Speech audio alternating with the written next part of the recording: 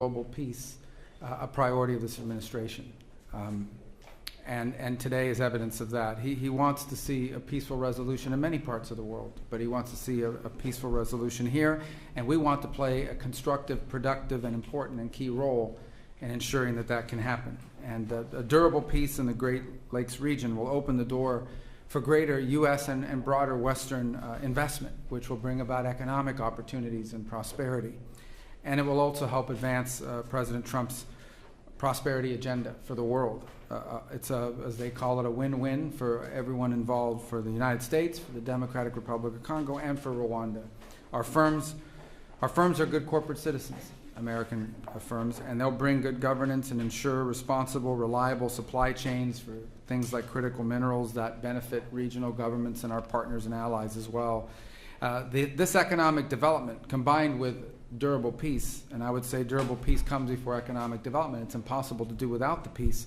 It will also allow millions of displaced people to return to their homes, to safer communities, with new economic opportunities that have escaped generations. The African Union and regional economic communities in Africa have done incredible work, and we need to recognize that in bringing parties together and laying the foundation for these talks. Our government here is focused on energizing these efforts.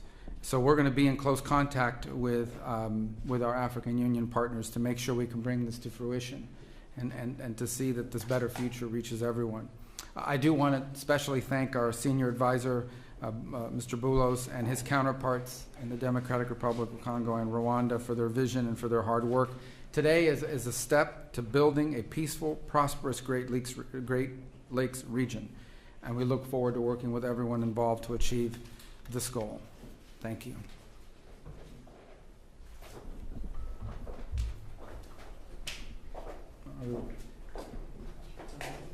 Perfect. Thank you. Mr. My apologies. I should have turned to No you. worries. I was looking. That was. No worries. Thank you. Mr. Secretary of State, Honorable Senator Marco Rubio, His Excellency Mr. Olivier Nduhungirehe, Minister of Foreign Affairs of the Republic of Rwanda, Excellencies, distinguished guests, ladies and gentlemen, today marks not an end but a beginning, a necessary step towards peace taken with resolve and purpose. This moment carries particular weight for the Democratic Republic of the Congo. In Goma, in Bukavu, and beyond, the reality of displacement, insecurity, and hardship continues. For us, the urgency of this initiative is not theoretical, it is human. We signed this Declaration of Principles not as a symbolic gesture, but as a political commitment, a reaffirmation of principles enshrined in international law, and most recently echoed in the UN Security Council Resolution 2773, a resolution calling for the immediate, unconditional, and verifiable withdrawal of all foreign troops from sovereign territory of the DRC. We are clear in the Great Lakes region, peace must come first, followed by the rebuilding of trust, and then, only when conditions are right, the careful reopening of a path to meaningful bilateral cooperation. Too many past efforts have failed because sequencing was ignored and accountability postponed. Peace and development cannot rely only on good intentions. They must be built on responsibility, clear commitments, measurable timelines, and consequences for non-compliance. This is the only way to restore credibility, not just among states, but with the people who are waiting for peace to become real. The signature of today's Declaration of Principles heralds renewed hope. It reflects the U.S. resolve to complement and support regional and international efforts. This initiative brings accountability and draws the hard lessons from past efforts that have failed to materialize. So the good news is there is hope for peace. The real news, peace must be earned, and it will require seriousness, transparency, and sincerity. We welcome the leadership of the United States of America, a country that has shown steadfast support, consistent principles, and resolve in multilateral forums, especially within the United Nations Security Council. Mr. Secretary, Senator Rubio, I would like to express our deep gratitude. Dr. Boulos, also, your extensive consultations across the region have brought nuance, depth, and humanity to this process. And your presence today underscores that diplomacy must listen, understand the lived experiences of those most affected, and seek durable solutions. The Democratic Republic of the Congo recognizes and values this engagement of the United States. We are also encouraged by US-backed initiatives that promote secure mineral value chains and inclusive economic growth. These efforts reaffirm that peace and prosperity are inseparable. Each step towards stability is a step towards dignity, jobs, and schools. This is the promise of responsible investment and a principled partnership with the DRC, a country not only emerging from conflict, but also at the core of finding solutions to global challenges. To our countrymen and women in the Democratic Republic of the Congo, especially in the East, we know you are watching this moment with concern, with hope, and yes, with doubt. And you are right to do so. You have every reason to expect more than promises. You are entitled to actions that measure up to the suffering you have endured. We draw strength from your resilience, from your commitment to justice, and from our shared, unwavering belief that our sovereignty and our territory are not negotiable. We are a nation that honors its responsibilities, and we understand that history, geography, and yes, maybe even fate has given us the neighbors we have.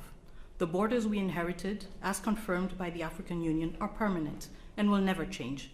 But beyond these lines lie histories, families, and communities that bind us together. This shared heritage calls for maturity, restraint, and the wisdom to recognize that peace is not weakness, it is strength. Once again, we stand at crossroads, with peace within reach, and we, the Democratic Republic of the Congo, are determined to move forward, building on the lessons from the past. We stand as a nation dedicated to achieving lasting peace. We welcome the support of a strong partner by our side. And I voice the solemn hope that all parties will seize this opportunity, just as we, the DRC, have chosen to. Thank you. Thank you, Madam Minister. Mr. Minister. Thank you. Good afternoon. On behalf of President Paul Kagame and the government of Rwanda, I want to start by thanking President Donald Trump for enabling a real change in the conversation on how to resolve the situation in the Eastern Democratic Republic of Congo, leading to the signing of the Declaration of Principles today. I thank Secretary Marco Rubio and the United States government for hosting us, and I commend the positive role played by Senior Advisor Massad Boulos and his team and other officials in the significant progress achieved thus far. Today, we are talking about the real issues, the root causes that must be addressed to achieve a lasting peace in our region. Those include, first and foremost, security, as well as the return of refugees. In addition, and very importantly, we are discussing how to build new regional economic value chains that link our countries, including with American private sector investment.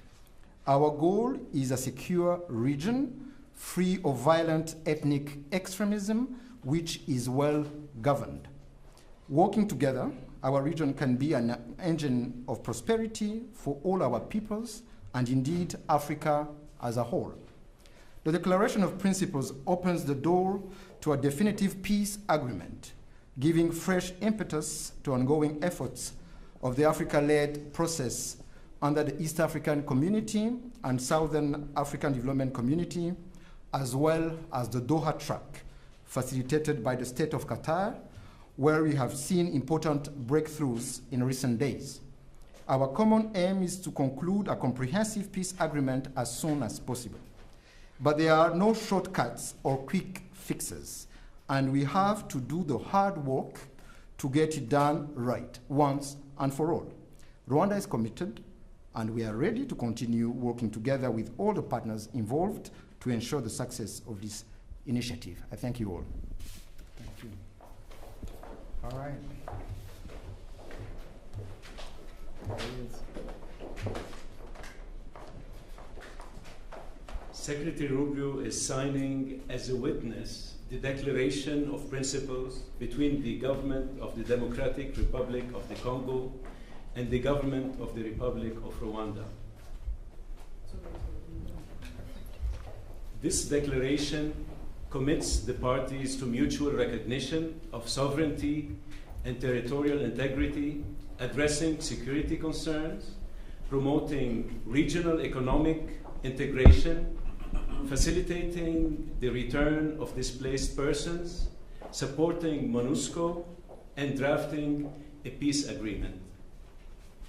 These are serious commitments from each side. The Secretary's presence here today as a witness signifies the importance the United States places on resolving this conflict to ensure both countries and their people prosper. We're looking forward to working with both sides to further our existing partnerships and foster win-win outcomes for all.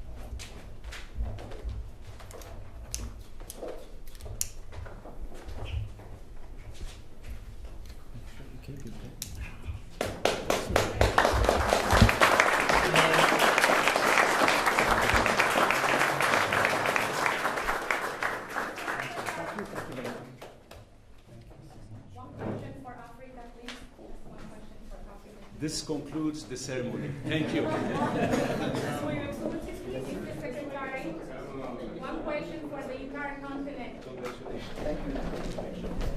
Thank you very much.